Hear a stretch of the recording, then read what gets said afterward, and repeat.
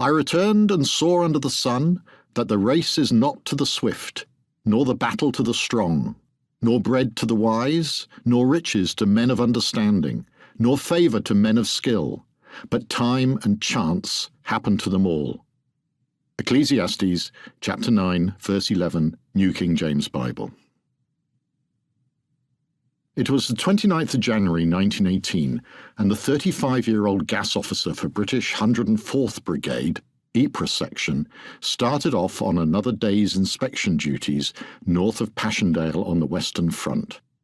The appalling battles of the previous year in that area, which cost around 250,000 casualties on each side, had left a desolate landscape of mud and ruins.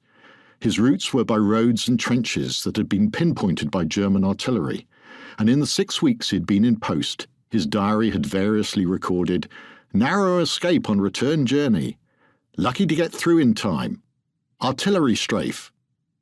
On that day he visited Eagle Trench near the front line, but on the way back he was, as he termed it later, blown up, and ended up in a field dressing station.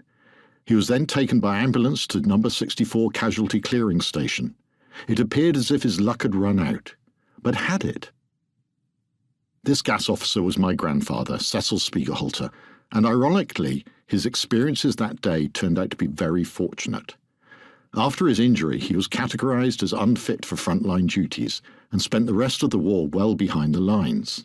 Meanwhile, his old battalion, 18th Lancashire Fusiliers, was moved to the Somme, a supposedly quiet area after the battles of 1916, which cost around 1 million casualties. But they were just in time to face the massive spring offensive of 1918, fighting a desperate rearguard action and then going over the top in vain attempts to recapture territory.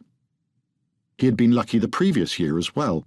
He had been made a second lieutenant, the most dangerous rank in the army, requiring him to be first up the ladder in an attack and to encourage his men to follow.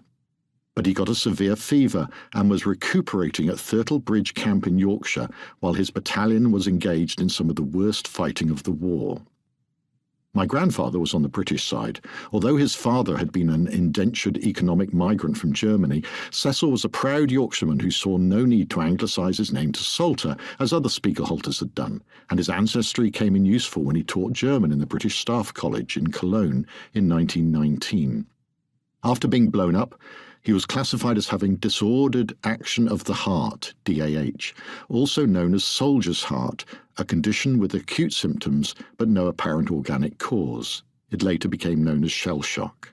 Incidentally, a fellow officer at Thurtle Bridge Camp was a certain J.R.R. Tolkien, who was also recovering from his trench experiences in 1916.